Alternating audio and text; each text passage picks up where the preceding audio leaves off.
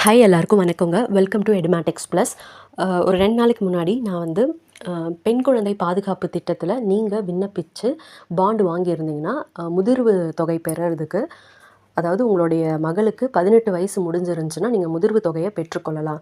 இது வந்து அனைத்து மாவட்ட கலெக்டர்களால் ஒரு உத்தரவு அறிவிப்பு வந்து வெளிவந்திருக்கு. முதிர்வு தொகையை பெறுறதுக்கு வந்து இந்தந்த டாக்குமெண்ட்ஸ்லாம் எடுத்துகிட்டு வாங்க அப்படின்னு சொல்லி. அதாவது உங்கள் பாண்டு, அப்புறம் அவங்க மகளுடைய ஆதார் கார்டு, ரேஷன் கார்டு, தென் 10th அவங்க எக்ஸாம் எழுதியிருப்பாங்க இல்லையா? ஸோ அந்த 10th மார்க் ஷீட்டு இதெல்லாம் வந்து கொண்டு வாங்க அப்படின்னு சொல்லியிருப்பாங்க. அதில் நிறைய பேர் வந்து பாண்டு நாங்கள் அப்போ வாங்கி வச்சோம், ஆனால் இப்போது எங்கள் கையில் இல்லை, அதை எங்கேயோ மிஸ் பண்ணிட்டோம், தொலைச்சிட்டோம், எப்படி வந்து இப்போ அந்த பாண்டை நாங்கள் வாங்குறது, எங்கே போயிட்டு எந்த ஆஃபீஸ்க்கு போயிட்டு அலையணும் அப்படின்னு சொல்லி கேட்டிருந்தாங்க. அவங்களுக்கான பதிவு தான். பொறுமையாக இதை கேளுங்க. ஏன்னா நிறைய பேர் இந்த மாதிரி பாண்டை தொலைச்சிட்டு என்ன பண்ணுறது, அந்த அமௌண்ட் எப்படி வாங்குறதுன்னு தெரியாமல் தவிச்சிட்ருக்காங்க. அவங்களுக்கெல்லாம் கண்டிப்பாக இந்த வீடியோ ரொம்ப யூஸ்ஃபுல்லாக இருக்கும். ஸோ முதல்ல நீங்கள் யாருமே பயப்படாதீங்க. பயப்படாமல் நான் சொல்கிறத மட்டும் தெளிவாக கேட்டுக்கோங்க.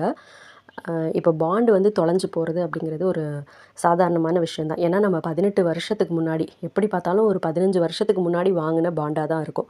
ஸோ உங்கள் மகளுக்கு வர வேண்டிய முதிர்வு தொகை, அந்த மெச்சூரிட்டி அமௌண்ட்டு ஒரு பைசா கூட குறையாமல் கண்டிப்பாக உங்கள் மகளுடைய பேங்க் அக்கௌண்ட்டுக்கு நேரடியாக வரும். நான் சொல்கிறத ஃபாலோ பண்ணிக்கோங்க.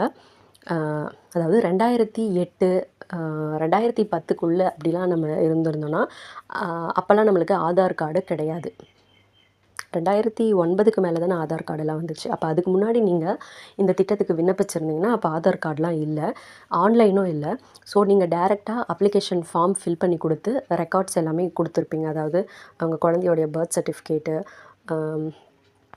உங்களுடைய அந்த குடும்ப கட்டுப்பாடு பண்ண சர்டிஃபிகேட்டு, அப்புறம் உங்கள் ரேஷன் கார்டு, இதெல்லாமே ஜெராக்ஸ் கொடுத்து தான் நீங்கள் ரெஜிஸ்டர் பண்ணியிருப்பீங்க. அப்போ வந்து உங்களுக்கு ஒரு பாண்டை அவங்க கையில் கொடுத்துருப்பாங்க.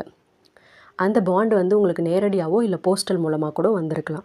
ஆனால் அப்போல்லாம் ஆன்லைன் இல்லைன்றதால எல்லாமே ஆஃப்லைன் ப்ராசஸாக தான் நடந்துச்சு. ஸோ நீங்கள் வந்து அந்த பாண்டை மேபி மிஸ் பண்ணியிருக்கலாம். அப்படி மிஸ் பண்ணி இருந்தாலும் இப்போ அந்த பாண்டு நம்பர் நமக்கு தேவை. உங்களுக்கு பாண்ட் நம்பரும் தெரியாது, பாண்டும் இல்லை அப்படின்னா, நீங்கள் வந்து எந்த ஊரில் முதல்ல இருந்தீங்களோ அந்த பழைய விஏஓ ஆஃபீஸ் இல்லை பஞ்சாயத்து ஆஃபீஸ் இருக்குது இல்லைங்களா? அந்த ஆஃபீஸ்க்கு போயிட்டு, அந்த ஊர் பஞ்சாயத்து ஆஃபீஸில் இல்லை அந்த ஊர் விஏஓ ஆஃபீஸில் ஒரு ரெக்கார்ட் ரூம்னு ஒன்று இருக்கும். அதில் பெண் குழந்தை பாதுகாப்பு திட்ட பதிவேடுன்னு சொல்லி ஒன்று பராமரிச்சுட்டு வருவாங்க. அதில் நீங்கள் எந்த வருஷத்தில் விண்ணப்பிச்சிங்களோ அந்த ஃபைலை வந்து தேடி பார்க்க சொல்லுங்கள். உங்கள் பேரை சொல்லி தேடினா கண்டிப்பாக அந்த பாண்ட் நம்பர், அப்ளிகேஷன் நம்பர் எல்லாமே கைப்பட எழுதுனது அந்த ரெக்கார்டில் இருக்கும். அங்கேருந்து நீங்கள் நம்பரை ஈஸியாக வாங்கிக்கலாம். இது ஒரு மெத்தட். சப்போஸ் அந்த விஓ ஆஃபீஸ்லேயோ பஞ்சாயத்து ஆஃபீஸ்லேயோ இந்த மாதிரி ரெக்கார்டு வந்து இல்லை, இந்த ரெஜிஸ்டர் எங்ககிட்ட இல்லை அப்படின்னா, சமூக நல அலுவலகம், அதாவது உங்கள் ஊர் பிடிஓ ஆஃபீஸ் இருக்குது இல்லைங்களா? அங்கே ஒரு சமூக நல அலுவலகம் சொல்லி ஒன்று இருக்கும். அந்த இடத்துல ரெக்கார்ட்ஸ் எல்லாமே மெயின்டைன் பண்ணிட்டு வருவாங்க. ஸோ அங்கே போயிட்டு நீங்கள் உங்களுடைய டீட்டெயில்ஸ் எல்லாம் சொல்லி ரெக்கார்ட்ஸ் இருந்துச்சுன்னா அங்கேருந்து எடுத்துக்கலாம். அங்கேயும் இல்லைன்னா கலெக்டர் ஆஃபீஸில் சமூக நலத்துறைன்னு சொல்லிட்டு டிஸ்ட்ரிக்ட் சோஷியல் வெல்ஃபேர் ஆஃபீஸ் இருக்கும். அங்கே போயிட்டு டீட்டெயில்ஸ் கொடுத்து எடுத்துக்கலாம். இந்த 3 வழி தான் இருக்குது. கண்டிப்பாக இந்த இடங்களில் எங்கேயாவது ஒரு இடத்துல உங்களுடைய பாண்ட் நம்பரை ஈஸியாக நீங்கள் பிடிச்சிடலாம். பழைய பாண்ட்ஸ் எல்லாமே இப்போ வந்து ஆன்லைனில் அப்லோட் பண்ணிகிட்ருக்காங்க. முன்னாடி ஆன்லைன் இல்லை, ஆனால் இப்போ ரெஜிஸ்டர் பண்ணுறவங்க எல்லாருமே ஆன்லைன் மூலமாக தான் விண்ணப்பிச்சுட்டு வராங்க. முன்னாடி இருந்த ரெக்கார்ட்ஸையும் இப்போது டிஜிட்டலாக தான் பண்ணிட்டு வராங்க. ஸோ நீங்கள் அங்கே போயிட்டு அதிகாரிகள்கிட்ட உங்கள் நிலைமையை சொல்லி, உங்கள் குழந்தையோட பேர், அப்பா அம்மா பேர், குழந்தை பிறந்த தேதி, நீங்கள் அப்ளை பண்ண வருஷம், இது எல்லாத்தையும் தெளிவாக சொன்னீங்கன்னா ஈஸியாக ஒரு நிமிஷத்தில் உங்களுக்கு சிஸ்டமில் இருந்துச்சுன்னா அதை தேடி கொடுத்துருவாங்க. இல்லை ரிட்டனில் இருந்துச்சுன்னா அவங்க சொல்கிற டேட்டுக்கு போனீங்கன்னா தேடி வச்சுருந்துருப்பாங்க. நீங்கள் வந்து பாண்ட் நம்பரை வாங்கிட்டு வந்துடலாம். சரி, ஓகே. இப்போ வந்து ஆஃபீஸ்க்கு போயிட்டீங்க, பாண்டு நம்பரு எல்லாத்தையுமே குறிச்சிட்டு வந்துட்டீங்க. ஆனால் அரசாங்கத்துக்கு வந்து உங்களுக்கு பத்திரம் வேணும் இல்லைங்களா? டூப்ளிகேட் பாண்டு நீங்கள் வாங்கணும். ஒரிஜினல் பாண்டு உங்கள்கிட்ட இல்லை, தொலைச்சிட்டிங்க. அப்போது டூப்ளிகேட் பத்திரம் வாங்கணுன்னா அதிகாரிகள் உங்கள்கிட்ட என்ன கேட்பாங்கன்னா, நீங்கள் வந்து உண்மையாகவே அந்த பாண்டை தொலைச்சிட்டிங்க அப்படின்னு சொல்லி நாங்கள் எப்படி நம்புறது, அதுக்கு என்ன ப்ரூஃப் இருக்குது அப்படின்னு சொல்லி கேட்பாங்க. இப்போ நீங்கள் என்ன பண்ணணுன்னா, போலீஸ் கம்ப்ளைண்ட் பண்ணி அந்த சான்றிதழை கொண்டு வாங்க அப்படின்னு சொல்லுவாங்க. போலீஸுன்னு சொன்னோடனே பயப்படாதீங்க. போலீஸ் ஸ்டேஷன் நம்ம ஏதோ தப்பு பண்ணிவிட்டு போகிற இடம்லாம் கிடையாது. இது வந்து கம்யூனிட்டி சர்வீஸ் ரெஜிஸ்டர், சிஎஸ்ஆர் நகல்னு சொல்லுவாங்க. அதாவது பத்திரமோ இல்லை வேறு இந்த மாதிரி முக்கியமான பாண்டோ தொலைஞ்சு போயிடுச்சுன்னா அதை தேடித்தாங்கன்னு சொல்லிட்டு போலீஸில் ஒரு கம்ப்ளைண்ட்டை நம்ம கொடுக்கணும். அவங்க அதை கேஸ் எல்லாம் பதிவு பண்ண மாட்டாங்க. உங்கள் புகாரை பெற்றுக்கொண்டோம் அப்படின்னு சொல்லிட்டு ஒரு அதிகாரப்பூர்வ ரசீது மட்டும்தான் கொடுப்பாங்க. இதையே கூட நீங்கள் போலீஸ் ஸ்டேஷன் போகாமல் ஆன்லைனில் கூட அப்ளை பண்ணி எடுத்துக்கலாம். ஆன்லைனில் நீங்கள் போலீஸ் ஸ்டேஷனுக்கே போகவே வேண்டாம்.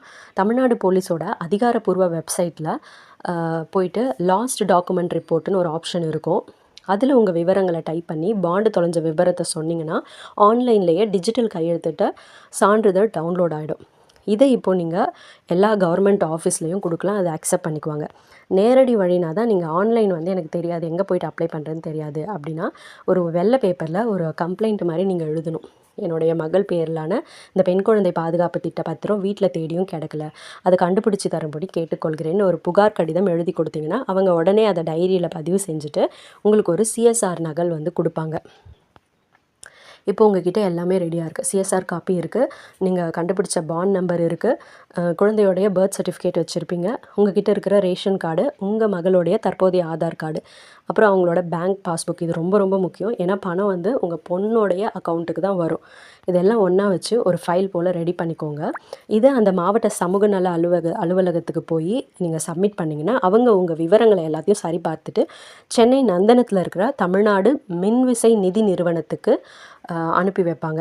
அங்கேருந்து ஒரு சில வாரங்களில் உங்கள் மகளுடைய பேங்க் அக்கௌண்ட்டுக்கே வட்டியும் முதலுமா அந்த மெச்சூரிட்டி அமௌண்ட்டு நேரடியாக வந்து சேர்ந்துடும். அவ்வளோதான். ஸோ இதில் பயப்படுறதுக்கோ தயங்குறதுக்கோ எதுவுமே கிடையாது. ஸோ இதே மாதிரி உங்களுக்கு தெரிஞ்சவங்க யாராவது அந்த பாண்டை தொலைச்சிட்டு கவலையாக இருந்தாங்க அப்படின்னா அவங்களுக்கும் இந்த தகவலை பகிர்ந்துக்கோங்க. நம்ம சேனலில் இன்னும் நீங்கள் சப்ஸ்கிரைப் பண்ணலைன்னா மறக்காமல் சப்ஸ்கிரைப் பண்ணிவிடுங்க. இது சம்மந்தமாக உங்களுக்கு வேறு எந்த டவுட்ஸ் இருந்தாலும் கமெண்ட்டில் கேளுங்க. தேங்க்யூ.